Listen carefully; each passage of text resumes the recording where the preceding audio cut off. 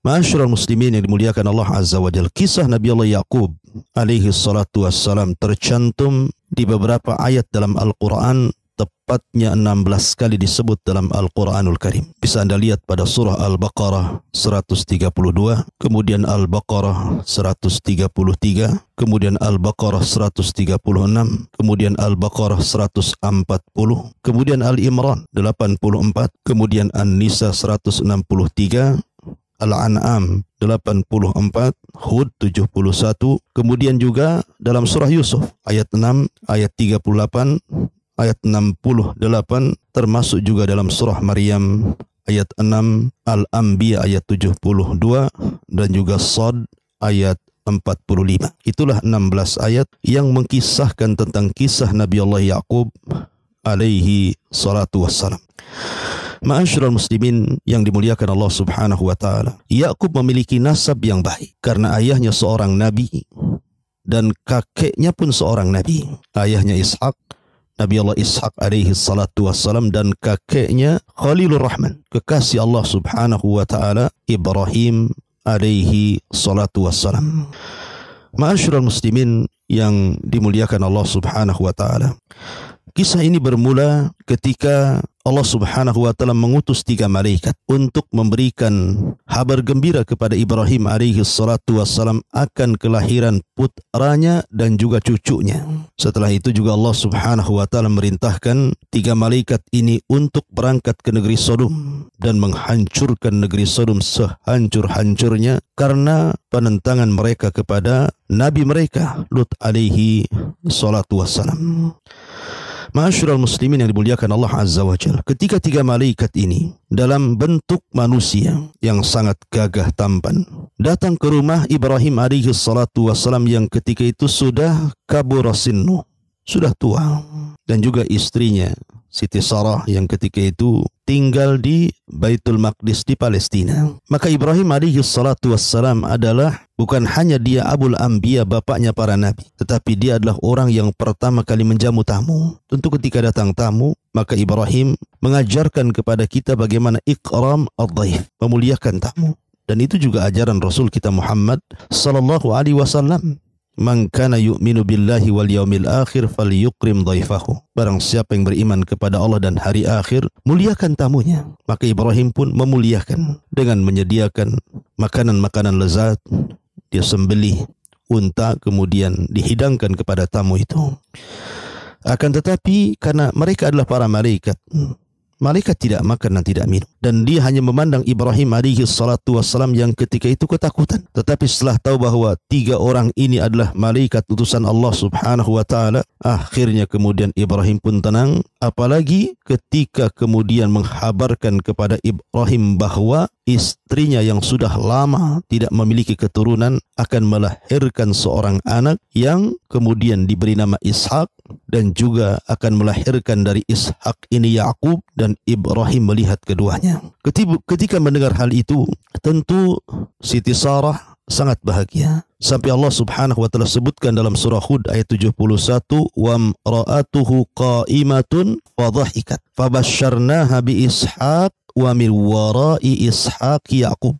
Maka istrinya Ibrahim, Sarah, langsung bangkit kemudian tersenyum dan tertawa. Maka kami habarkan kepada Siti Sarah bi Ishaq, akan kelahiran Ishaq, wa min wara'i Ishaq Yaqub, dan setelah kelahiran Ishak, maka Ishak akan melahirkan cucunya yang kemudian disebut dengan Nabi Allah Yaqub alaihi salatu wassalam. Dan benar, setelah itu Sarah pun mengandung kemudian melahirkan Ishak, dan Ishak pun kemudian menikah, akhirnya melahirkan Yakub, dan dua-duanya masih di zaman Nabi Ibrahim. Jadi Ibrahim melihat Ishak dan juga cucunya Yakub sampai Ibrahim kemudian meninggal dunia. Ma'asyiral muslimin yang dimuliakan Allah Subhanahu wa taala, Nabi Allah Yaqub alaihi salatu wassalam, ketika itu Allah Subhanahu wa taala anugerahkan beberapa istri dan juga anak-anak. Jadi Ishak, jadi ketika itu memiliki 2 putra, Isu dan juga Yakub. Singkat cerita, setelah kemudian Yakub ini, ada yang mengatakan Yakub ini memiliki nama lain, dan nama itu sangat masyhur dalam dunia sejarah. Namanya Israel. Isra itu artinya abdun, dan il itu artinya Allah. Jadi Israil dalam bahasa Ibrani itu kalau diterjemahkan dalam bahasa Arab adalah Abdullah, dan bahasa kita hamba Allah. Makanya nama-nama malaikat sering di ujungnya ada kalimat il. Israfil, Jibrail, Mikail. Il itu artinya Allah. Jadi Israil itu artinya Abdullah, hamba Allah. Tetapi tentu nama-nama Allah subhanahu wa ta'ala harus ditetapkan dengan Al-Quran dan Sunnah. Ya, itu nama dari nama-nama Allah, tetapi itu bahasa Ibrani, bukan bahasa Al-Quran dan bukan bahasa Nabi sallallahu alaihi wasallam. Lah, ketika kemudian di masa fata, artinya sudah remaja kemudian sudah dewasa, maka Nabi Yakub alaihi salatu wasallam berkeinginan untuk berziarah dari Baitul Maqdis Palestina menuju kota Haran. Ada namanya Haran, salah satu kota yang ada di Syam, di Suriah. Ada yang mengatakan hijrah ke Irak, ada yang mengatakan ke Haran. Dan itu yang masyhur, bahwa Yakub kemudian hijrah dari Baitul Maqdis menuju kota Haran di Suriah di Syam untuk menemui pamannya namanya Laban. Di tengah-tengah perjalanan masih di padang pasir kala itu, karena bagaimanapun harus melintasi padang pasir, karena di zaman itu tidak seperti di zaman sekarang, banyak kota, banyak daerah, jalan-jalan pun sudah bagus, ada pesawat, ada macam-macam kendaraan. Di zaman itu ya kendaraan paling tinggi menunggang unta. Maka Nabiullah Yakub alaihi salatu wassalam keletihan, kemudian akhirnya singgah di sebuah tempat di padang pasir, kemudian dia pun tertidur. Dalam tidurnya inilah kemudian dia bermimpi. Dan mimpinya seorang nabi atau calon seorang nabi tentu adalah hak kebenaran. Karena mimpi itu kan terbagi tiga. Ada mimpi yang datang dari Allah subhanahu wa ta'ala. Kalau itu terjadi kepada seorang nabi, maka itu wahyu. Seperti Ibrahim alaihi salatu wassalam bermimpi hanya dua kalimat. Inni adbahuka fangdur madha tara. Inni ara fil manami anni adbahuka fangdur madha tara. Wa Ismail, semalam ayahmu bermimpi, dalam mimpi ayahmu aku menyembelih dirimu, bagaimana pendapatmu? Dan ini wahyu. Maka Nabi Allah Yakub alaihi salatu wassalam bermimpi. Dalam mimpinya dia berjumpa dengan Allah subhanahu wa ta'ala. Kemudian Allah mengajak bicara dalam mimpinya. Salah satu pembicaraan Allah dalam mimpinya kepada Nabi Allah Yakub adalah bahwa dia akan diangkat menjadi nabi, dan tempat peristirahatan dia, tempat tidur dia di situ kelak akan menjadi Baitullah, salah satu daripada rumah Allah subhanahu wa ta'ala. Maka terkejutlah dia saat bangun. Akhirnya sebelum dia berangkat, dia pun menulis sesuatu atau memberikan tanda sesuatu di tempat dia bermimpi itu. Mungkin ditulis semacam Baitullah, rumah Allah. Kemudian dia meninggalkan tempat itu. Setelah Nabi Yakub alaihi salatu wassalam melanjutkan perjalanan, akhirnya sampailah dia di negeri Haran, di negeri tempat pamannya tinggal Laban. Maka setelah kemudian dia menetap lama di Haran, akhirnya dia suka dengan salah satu putri daripada pamannya. Jadi pamannya Laban ini memiliki dua putri. Yang paling besar namanya Lia dan adiknya namanya Rahil. Ini dua putri daripada pamannya Nabi Yakub namanya Laban yang tinggal di Haran. Akhirnya kemudian dia pun menaksir salah satu dari putri pamannya ini. Dia suka dengan adiknya namanya Rahil. Akhirnya dia meminta kepada pamannya untuk supaya mau menikahkan salah satu putrinya Rahil dengan dirinya. Akhirnya kemudian Laban pun memberikan syarat. Kau boleh menikahi putriku, tapi syaratnya kau harus bekerja kepadaku 7 tahun. Akhirnya disepakati. Bekerjalah Nabiullah Yakub alaihi salatu wassalam kepada pamannya Laban sebagai penggembala kambing. Dan begitulah para nabi. Mereka adalah orang-orang yang pernah menggembala kambing, termasuk Nabi sallallahu alaihi wasallam. Maka berlewatlah 1 tahun, 2 tahun, 3 tahun, sampai kemudian 7 tahun. Artinya karena keinginannya ingin menikah dengan Rahil, maka segala upaya dilakukan Nabiullah Yakub alaihi salatu wassalam. Begitulah seseorang kalau mencintai sesuatu atau mencintai seseorang dan ingin meraihnya, maka dia bisa sabar di situ. Ketika sudah sampai 7 tahun, kemudian tiba-tiba dikagetkan karena wanita yang diidam-idamkannya berbeda dengan wanita yang diberikan kepadanya. Karena Laban tidak menyerahkan Rahil untuk dinikahi Yakub, tetapi yang diberikan salah satu putrinya adalah Lia, yang bukan keinginan menikahinya. Tapi itulah jodoh Allah subhanahu wa ta'ala. Semua sudah ditakdirkan Allah azza wa jalla. Baik rizki, jodoh, hidup dan mati, semua takdir Allah azza wa jalla. Akhirnya kemudian Nabi Yakub pun menikah dengan Lia, anak pertama daripada pamannya Laban. Lah kemudian setelah menikah dengan Lia, akhirnya dia punya keinginan ingin menikahi lagi wanita yang diincarnya, Rahil. Dan dalam syariat umat dulu, mengumpulkan dua saudari itu tidak diharamkan. Lain dengan syariat kita umat Islam, tidak boleh berpoligami dengan menggabungkan dua saudari. Wa antajma'u baina ukhtaini illa ma qad salaf. Allah mengatakan tidak boleh engkau menggabungkan dua bersaudari dalam satu waktu kecuali mungkin salah satunya sudah meninggal atau bercerai. Tetapi dalam syariat dulu boleh. Akhirnya Laban pun mensepakati, boleh engkau menikahi Rahil, tetapi dengan syarat yang sama, kau harus bekerja kepadaku selama 7 tahun berikutnya. Akhirnya kemudian, karena dia juga sangat ingin menikahi Rahil, maka Nabi Yakub sabar. Terus dia bekerja bersama Laban sampai 7 tahun berikutnya. Artinya Ibrahim tinggal di Haran bersama pamannya, itu sudah 14 tahun. Setelah kemudian berlalu 7 tahun berikutnya, akhirnya Rahil pun menikah dengan Nabi Allah Yakub alaihi salatu wassalam. Maka di sini Yakub memiliki 2 istri dan dua-duanya adalah saudari, Lia kemudian Rahil. Ma'asyiral muslimin yang dimuliakan Allah Subhanahu wa taala. Allah Subhanahu wa taala takdirkan dari istri pertama Lia, Nabi Yakub alaihi salatu wassalam dianugerahi keturunan yang banyak, ya, sekitar 6 putra lahir daripada Lia. Ada yang mengatakan nama-nama putri atau nama-nama putra Yakub dari Lia ini, pertama adalah Ruben, kemudian Lawa, kemudian Yahuda, kemudian Dan, kemudian Naftali, kemudian Jad, kemudian Asyar. Jadi pertama Ruben, kemudian Simon, kemudian Lawi, kemudian Yahuda, ya, kemudian juga Naftali gitu ya, kemudian Jad, ya. Jadi 6 putra daripada Lia.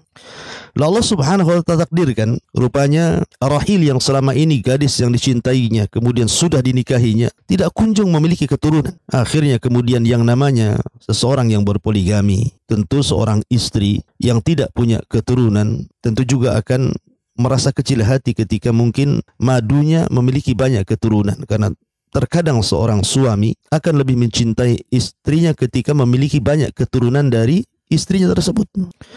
Akhirnya Rahil pun berdoa kepada Allah Azza wa Jalla agar dia pun menginginkan keturunan. Lah setelah itu kemudian, setelah berdoa kepada Allah Subhanahu wa taala dan dia mendapatkan petunjuk tapi tidak juga punya kunjung keturunan, akhirnya kemudian dia punya budak, seorang wanita. Nah dari budak ini pun akhirnya disuruh digauli oleh Nabi Yakub alaihi salatu wassalam. Rupanya dari budaknya lahir pula 2 keturunan dari Nabi Yakub alaihi salatu wassalam. Kemudian Lia juga punya budak. Kemudian Lia meminta Ibrahim untuk menggaulinya. Lahir pula 2 keturunan. Jadi sudah 10 keturunan daripada Nabi Allah Yakub alaihi salatu wassalam. Lah ketika itu juga Rahil tidak kunjung punya anak. Baru setelah Yakub alaihi salatu wassalam sudah tua gitu ya. Akhirnya kemudian Allah Subhanahu wa taala takdirkan dari Rahil baru punya keturunan, dan turunannya adalah Nabi Allah Yusuf alaihi salatu wassalam dan saudara yang paling bungsu yang terakhir namanya Binyamin. Jadi semua putra Yakub itu 12, ya, Ruben, Simon, Lawa, Yahuda, Naftali, Gad, Asyar, kemudian Isyakhar, kemudian Zabulon, termasuk juga Yusuf dan Binyamin. Dan mereka adalah turunan Yakub alaihi salatu wassalam. Lah 12 turunan Yakub inilah yang kemudian disebut Bani Israel. Karena Yakub adalah Israel, kemudian melahirkan 12 keturunan. Lah dari 12 keturunan inilah anak-anaknya, cucu-cucunya, cicit-cicitnya itu disebut Bani Israel. Dari sini muncul kalimat Bani Israel dari turunan Yakub alaihi salatu wassalam. Maka setelah Allah Subhanahu wa ta'ala anugerahkan Yakub alaihi salatu wassalam 3 wanita yang sangat mencintainya, 4 wanita yang dinikahinya dan semuanya memiliki keturunan sampai 12. Dan Yakub sudah tinggal lama di Haran selama 20 tahun. Dia genapkan selama 20 tahun tinggal bersama pamannya, dianugerahi harta yang banyak, anak-anak yang banyak, istri-istri yang saleh dan saleh, dan begitu seterusnya. Akhirnya kemudian Yakub pun ingin kembali ke kampung halamannya, ke Baitul Maqdis bersama ayahnya Ishak alaihi salatu wassalam. Akhirnya kemudian diboyonglah seluruh keluarga Yakub alaihi salatu wassalam dari 4 istrinya dan seluruh anak-anaknya serta kekayaannya menuju Palestina, kembali ke Baitul Maqdis. Berangkatlah orang-orang ini, rombongan keluarga Yakub ini menuju Baitul Maqdis dan akhirnya menetap di Baitul Maqdis sampai ayahandanya Ishak alaihi salatu wassalam meninggal dunia. Lah teringat Yakub semasa dia mengunjungi Haran di awal pertama kali, kemudian singgah di sebuah tempat di padang pasir, dia pun bermimpi. Dia ingat mimpinya bahwa di tempat itu adalah tempat yang diberkahi dan disitulah rumah Allah Subhanahu wa Ta'ala. Maka dia pun mencari-cari alamat yang pernah dia letakkan di situ dan Allah takdirkan ketemu. Akhirnya kemudian dia pun membangun tempat suci, tempat peribadatan yang kemudian belakangan disebut Masjidil Aqsa. Jadi Masjidil Aqsa, Baitul Maqdis, itu dibangun oleh Nabi Allah Yakub alaihi salatu wassalam. Tetapi yang meninggikannya adalah kelak adalah Nabi Allah Sulaiman alaihi salatu wassalam, sebagaimana Masjidil Haram yang meninggikannya adalah Ibrahim alaihi salatu wassalam dan juga putranya Ismail alaihi salatu wassalam. Ma'asyiral muslimin yang dimuliakan Allah Azza wa Jalla. Maka di tempat inilah Yakub kemudian hidup dan beribadah kepada Allah Subhanahu wa Ta'ala. Akan tapi masalahnya, Allah Subhanahu wa Ta'ala takdirkan salah satu istri yang selama ini dia cintai, Rahil, meninggal dunia. Dan ketika itu Nabi Yusuf alaihi salatu wasallam masih kecil, apalagi Binyamin adiknya. Lah tentu tinggal bersama ibu-ibu tiri akan berbeda dengan ibu kandung. Kasih sayang seorang ibu tiri tentu akan berbeda dengan kasih sayang ibu kandungnya. Sehingga Nabi Yakub alaihi salatu wasallam berusaha memposisikan dirinya sebagai bapak plus juga sebagai ibu pengganti Rahil, ibunda Nabi Yusuf dan juga Binyamin. Jadi dia menyayangi lebih kepada Nabi Yusuf karena masih kecil, anak bungsu dan juga Binyamin. Sementara saudara-saudara sudah tua, sudah besar, sudah dewasa.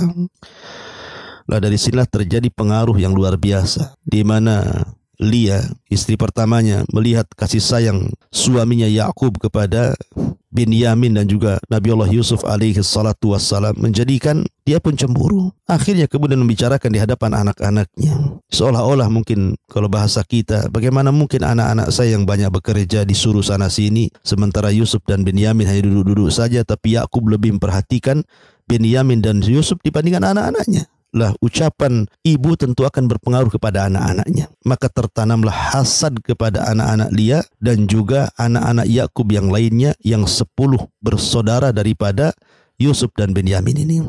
Tertanam hasad. Bagaimana mungkin bapaknya lebih mencintai Yusuf dan Binyamin dibandingkan dirinya.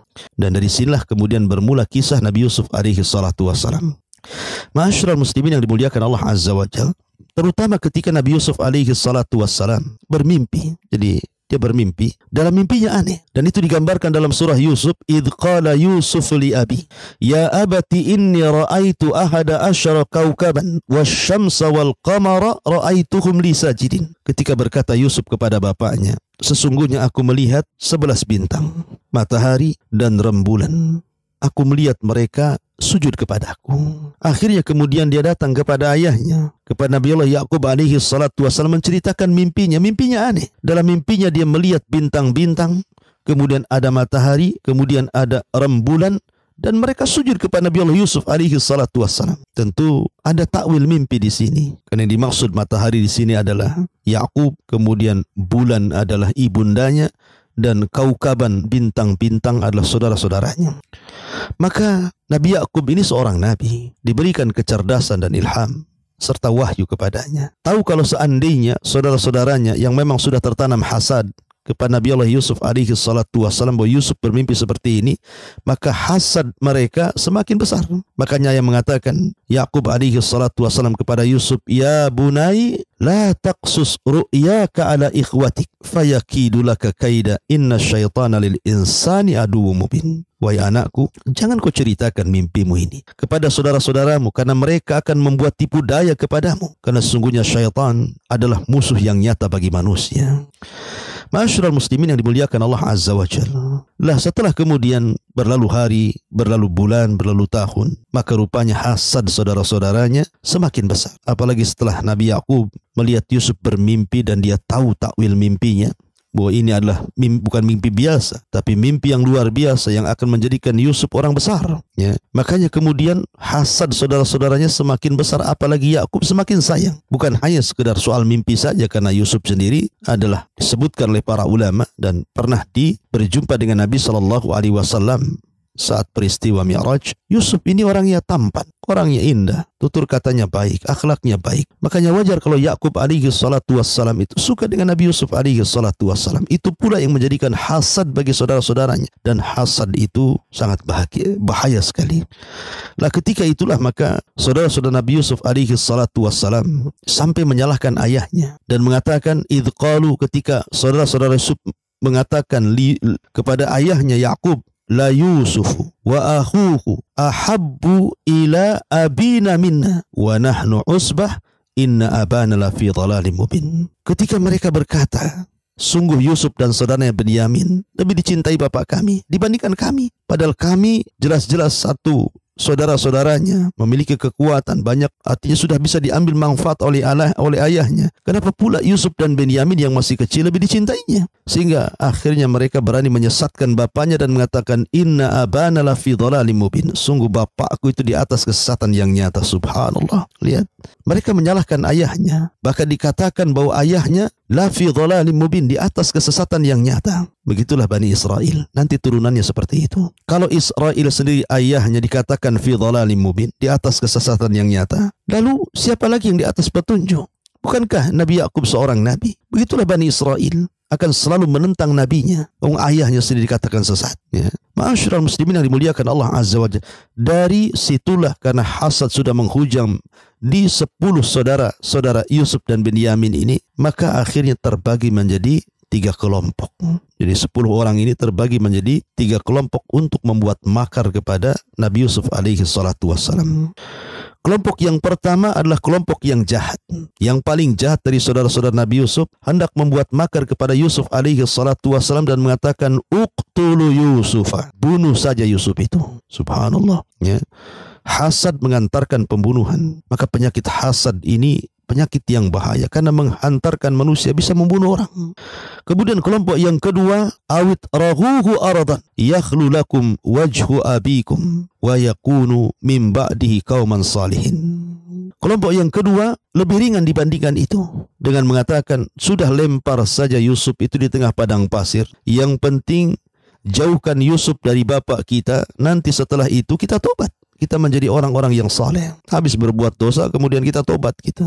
Subhanallah. Ini pun cara-cara yang bengis, karena bagaimanapun bisa membunuh Nabi Yusuf alaihi salatu wassalam, diletakkan di padang pasir sendirian tanpa ada makanan, minuman, bisa saja diterkam serigala ataupun macam-macam yang terjadi di situ. Jadi yang pertama itu qatlun mubashir, dan yang kedua qatlun ghairu mubashir. Jadi yang pertama membunuh secara langsung, dan yang kedua membunuh tidak secara langsung. Kemudian kelompok yang ketiga, dan ini tidak banyak, hanya 1 orang saja yang punya pemikiran seperti, dan itu saudara Yusuf, paling pertengahan, sedikit berakal. Dia tidak setuju kalau Yusuf dibunuh dengan langsung atau dibunuh secara langsung, tapi dia memberikan pendapatnya, qala qailum minhum la taqtulu Yusuf.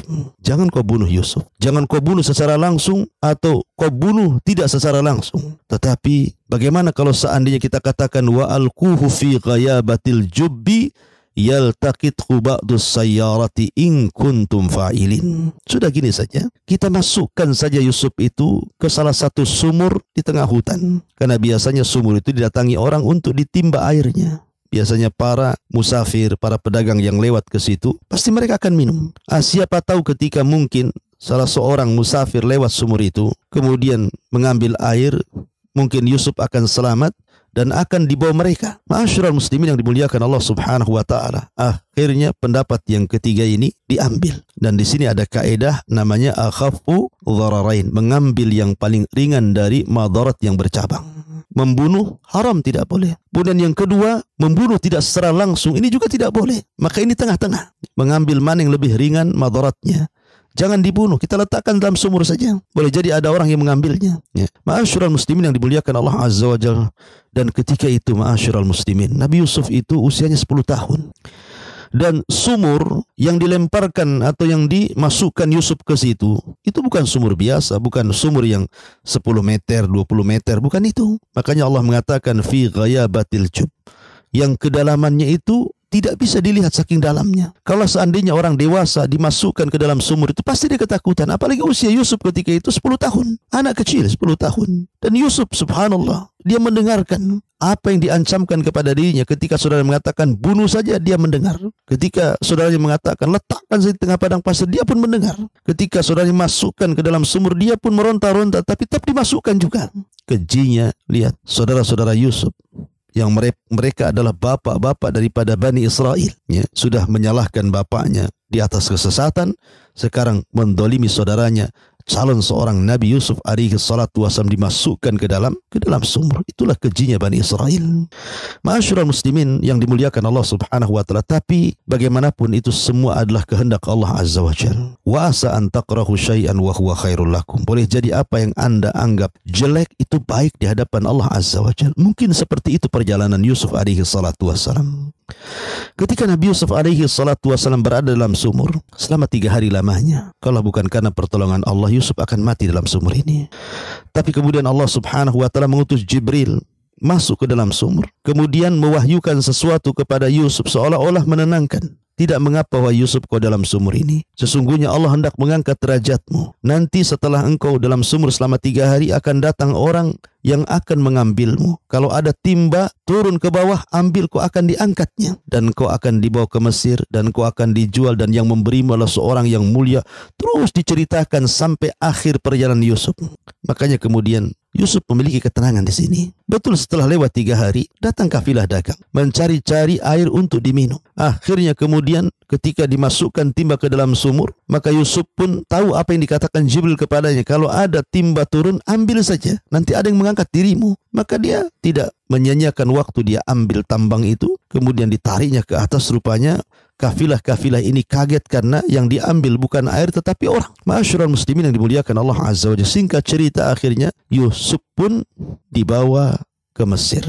Nah, sementara saudara-saudara yang lain berusaha untuk menutupi kejahatan mereka. Mereka pulang kepada ayahnya dengan membawa pakaian Yusuf yang sudah dilumuri darah binatang, seolah-olah itu darahnya, karena ketika itu Yakub buta, tidak bisa melihat dan sudah tua, ya. Mereka memberikan alasan begini begitu macam-macam. Tetapi Nabi Allah Yakub alaihi salatu wassalam, ya, adalah seorang nabi. Dia tahu bahwa ucapan mereka dusta, ucapan mereka itu tidak benar, dusta, ya. Makanya kenapa kemudian dikatakan dalam Al-Quran, fasabrun jamil wallahul musta'anu ala ma tasifun. Sabar itu indah dan Allah akan menyingkap siapapun hakikat kejadian ini. Kejadian seperti apa nanti Allah akan singkap, ya. Itu keyakinan seorang nabi. Yusuf belum mati, Yusuf masih hidup, gitu, ya. Ma'asyiral muslimin yang dimuliakan Allah Subhanahu wa taala. Maka ketika kemudian Yusuf alaihi salatu wasallam dijual dan yang membelinya adalah Azizu Misra, orang nomor 2 Mesir, gitu ya, orang kaya gitu kan. Maka Yusuf pun akhirnya tinggal bersama orang yang sangat luar biasa yang ada di Mesir selama 10 tahun. Jadi usia Nabi Yusuf sekarang sudah 12 tahun. Sudah 20 tahun. Jadi 10 tahun dimasukkan ke dalam sumur dan tinggal di Qasru Aziz, istana Aziz, selama 10 tahun. Jadi usianya sudah 20 tahun. Sudah tampak ketampanannya, tampak keindahannya, tutur katanya, akhlaknya, dan begitu seterusnya. Dari sinilah kemudian datang cerita di mana istrinya Aziz menggoda Nabi Yusuf alaihi salatu wasallam, dan panjang ceritanya. Ini kita akan khususkan sini nanti kisah Nabi Yusuf alaihi salatu wasallam. Kita ambil petikan dari kisah Yakub dan Bani Israel aja. Intinya setelah Yusuf alaihi salatu wasallam kemudian berlalunya waktu, kemudian sampai masuk penjara, kemudian mentakwilkan mimpi, akhirnya kemudian raja bermimpi, mimpinya aneh, kemudian ditakwilkan Nabi Yusuf sebagai takwilnya. Maka Nabi Yusuf alaihi salatu wassalam mentakwilkan akan terjadi kelaparan, kekeringan di Mesir. Kalau engkau mau, biar akulah yang menjadi bendaharawan Mesir. Maka Fir'aun kala itu, maksudnya Fir'aun di zaman Nabi Yusuf, menjadikan Yusuf orang besar. Sehingga cerita akhirnya kemudian terjadi kelaparan itu. Maka karena ketika itu Mesir dan juga Palestina masih satu negara, karena hanya dipisah dengan Sakhra, padang pasir, dan perbatasan disebut di jalur Gaza mungkin hari ini. Maka akhirnya ketika terjadi kelaparan hebat, banyak orang-orang Palestina datang ke Mesir untuk menukar barang berharga mereka dengan makanan. Di sinilah terjadi pertemuan Nabiullah Yusuf dengan saudara-saudaranya. Dengan cerita yang sangat panjang, Akhirnya kemudian saudara-saudaranya mengakui kesalahannya dan belakangan Nabi Yusuf alaihi salatu wassalam memboyong seluruh keluarganya dari Palestina menuju Mesir.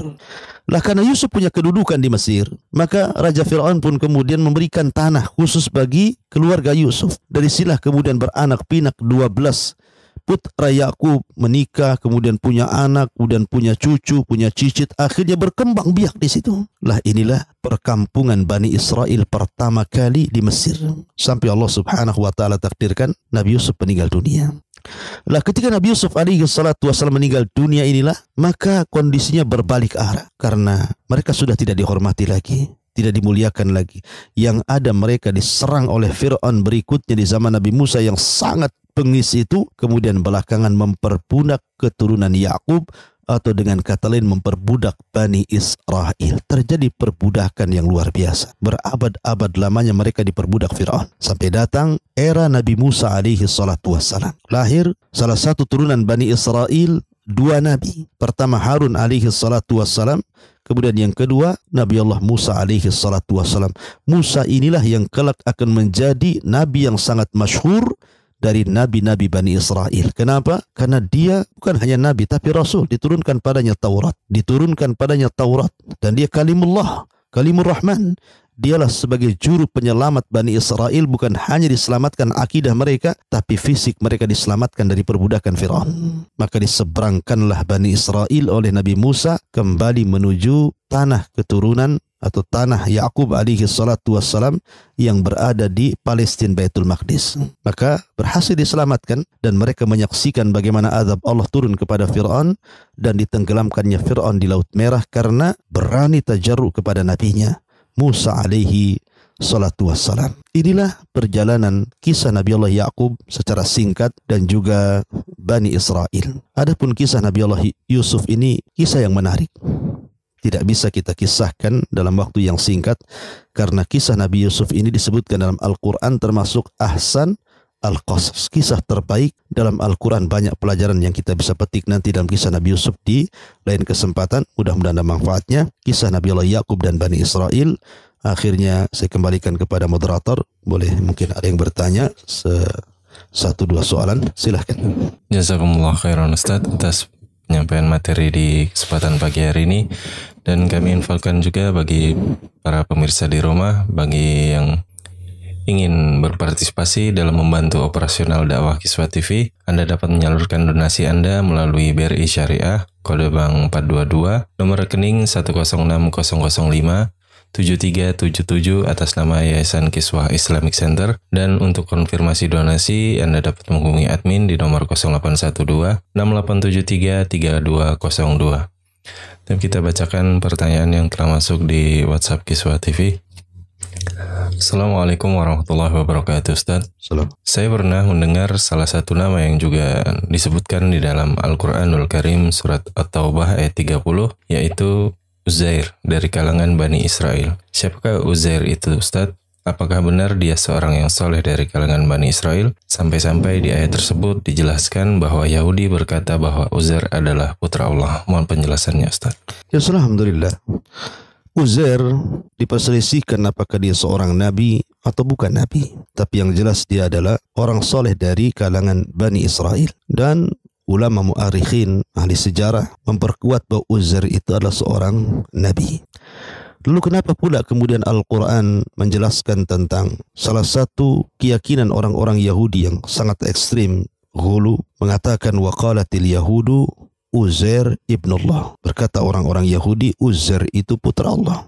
Siapa Uzair ini? Kenapa orang-orang Yahudi menuhankan Uzair? Sebagaimana orang Nasrani mengatakan Isa putra Allah, orang Yahudi mengatakan Uzair itu putra Allah juga. Dan orang-orang musyrik mengatakan malaikat-malaikat itu anak putri Allah. Kenapa orang Yahudi begitu membanggakan Uzair sehingga mengatakan putra Allah? Ada kisahnya.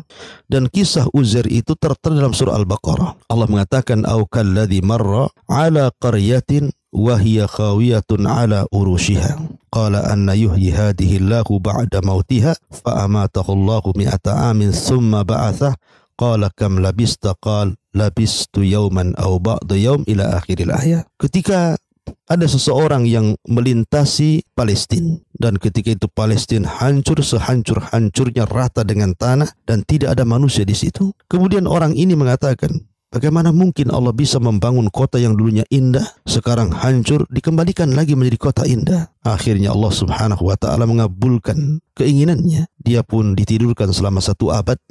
Setelah 1 abad dia bangun, malaikat datang kemudian bertanya, kam labista, sudah berapa lama kau tinggal di sini? Maka dia mengatakan 1 hari atau mungkin separuh hari, padahal sudah 1 abad dia ditidurkan. Kata ulama tafsir bahwa ayat ini isyarat kepada kisah Nabi Allah Uzair alaihi salatu wassalam. Jadi ketika Bani Israel ditinggal oleh Yusha ibn Nun setelah masuk ke Palestina, kemudian mereka jauh dari ajaran Allah subhanahu wa ta'ala dan mulai menyembah berhala, maka datang kepada mereka raja yang zalim yang menghancurkan mereka. Ada yang mengatakan raja zalim ini namanya Bukhtun Nasr, satu di antara raja Babilonia yang ada di Irak, menghancurkan Palestina sehancur-hancurnya sampai kepada Haikal Sulaiman, atau menurut kita Masjidil Aqsa, diratakan dengan tanah, di mana laki-lakinya dibantai, dibunuh, dan perempuan anak-anaknya dibawa ke Irak dijadikan budak.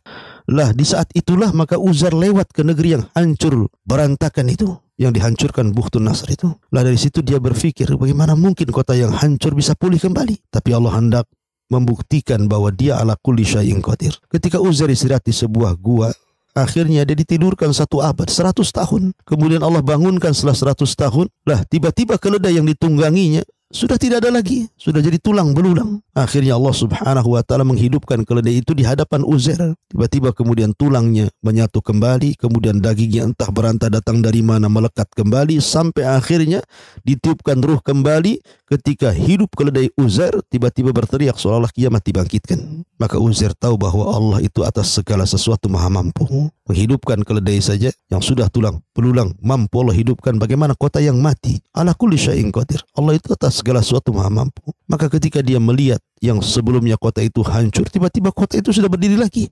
Karena sudah 1 abad masalahnya. Ya. Maka dari situ Allah subhanahu wa ta'ala ingin membuktikan bahwa dia atas segala sesuatu mampu di hadapan Uzair. Maka Uzair pun kemudian pulang. Tidak ada yang kenal dia. Sampai-sampai papan Taurat yang menjadi pengaguan orang-orang Yahudi kala itu, Bani Israel, hilang. Dipecahkan, dihancurkan Bukhtun Nasr. Maka orang-orang tidak punya panduan lagi karena papan Taurat sudah dihancurkan. Akhirnya Uzair pun diberikan kecerdasan dari Allah, mampu menghafal Taurat dari hafalannya. Maka dia pun kemudian mengajarkan Taurat dari hafalannya. Orang-orang mengira Musa saja mengajarkan Taurat membaca papannya. Ini orang bisa membaca Taurat dari hafalannya. Kalau bukan anak Tuhan, siapa lagi? Maka sejak itulah maka orang-orang Yahudi kemudian menganggap Uzair itu ibnullah. Dan itu dicatat dalam surah At-Taubah yang Anda tanyakan. Wa qalatil Yahud Uzair ibnullah wa qalatil Nasar al-Masih ibnullah. Dzalika qauluhum bi afwahihim yudhahiuna qaulal ladina kafaru qatalahumullahu anna yufakun. Ketika orang Yahudi mengatakan Uzair anak Allah, dan ini dusta. Ketika mereka mengatakan Uzair anak Allah, ini dusta. Karena Islam mengatakan kul huwallahu ahad, Allahus samad, lam yalid wa lam yulad wa lam yakul lahu kufuwan ahad. Allah itu tidak punya pasangan dan tidak punya keturunan. Bagaimana mungkin Allah punya anak namanya Uzair ataupun Al-Masih Isa bin Maryam? Wallahu a'lam. Jazakumullah khairan Ustaz atas penjelasannya. Dan pertanyaan selanjutnya dari Ummu Balkis di Singapura. Ustaz, apakah uang riba bisa digunakan untuk membantu para saudara kita di Palestina, Ustaz? Mohon penjelasan. Alhamdulillah. Uang riba adalah uang haram. Dan riba adalah dosa turun-temurun. Orang-orang Yahudi suka memakan uang riba. Uang riba adalah uang haram. Sampai Rasul mengatakan 1 dirham riba jauh lebih besar dosanya dibandingkan 36 kali berzina. Saking besarnya dosa riba itu. Maka hasil riba itu bagian daripada uang haram. Karena dia uang haram, maka sebaiknya tidak diinfakkan, tapi dibuang dalam rangka mensucikan harta. Jadi kalau seandainya Anda punya uang riba di tabungan Anda, kemudian Anda buang dalam rangka mensucikan harta Anda, disitulah letak pahalanya. Jadi letak pahala membuang riba itu karena niat ingin membersihkan harta, bukan karena disedekahkan. Ya, niat ingin membersihkan harta itulah menjadikan pahala.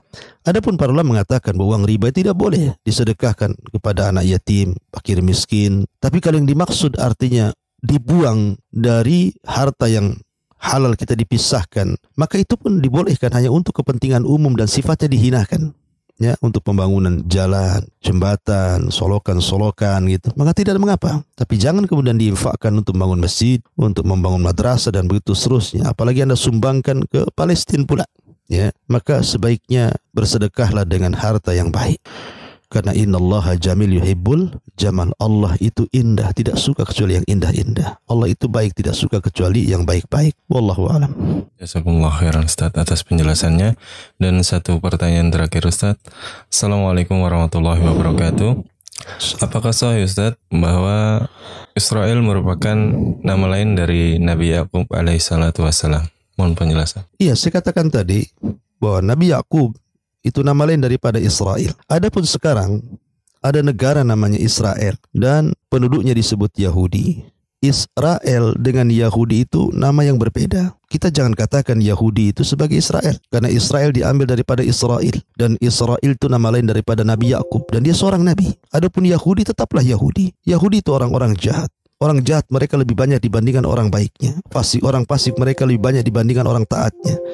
Dan itu digambarkan dalam Al-Quran. Ya, kebanyakan mereka itu fasik. Kebanyakan itu mereka jahat. Lihat, salah satu yang terlibat dalam pembunuhan Nabi Yusuf alaihi salatu wassalam adalah kakek buyut, yang salah satu yang membuat makar kepada Nabi Yusuf alaihi salatu wassalam, salah satunya adalah kakek buyut orang Yahudi, namanya Yahuda. Yahuda inilah juga terlibat dalam pembuatan makar, ya. Dan Yahuda pula yang kemudian mengatakan kepada bapaknya, inna naraka fi dhalalim mubin, kami lihat engkau wahai bapakku di atas kesesatan yang nyata. Dia sesatkan bapaknya, dia buat makar kepada Yusuf. Nah, salah satu dari 10 saudara Nabi Yusuf itu namanya Yahuda, yang kemudian turunannya menjadi para raja Bani Israel. Karena Bani Israel itu terbagi menjadi 2. Ada yang turunannya jadi nabi semua, dan itu dari turunan Lawa, dan ada yang turunannya jadi raja semua, dan itu Yahuda, yang turunannya disebut Yahudi itu. Jadi Israel atau Israel yang sekarang hari ini dengan Yahudi berbeda. Tidak boleh Yahudi dinisbatkan kepada Israel, karena Israel itu Nabi Yakub. Sementara Nabi Yakub berlepas diri daripada Yahudi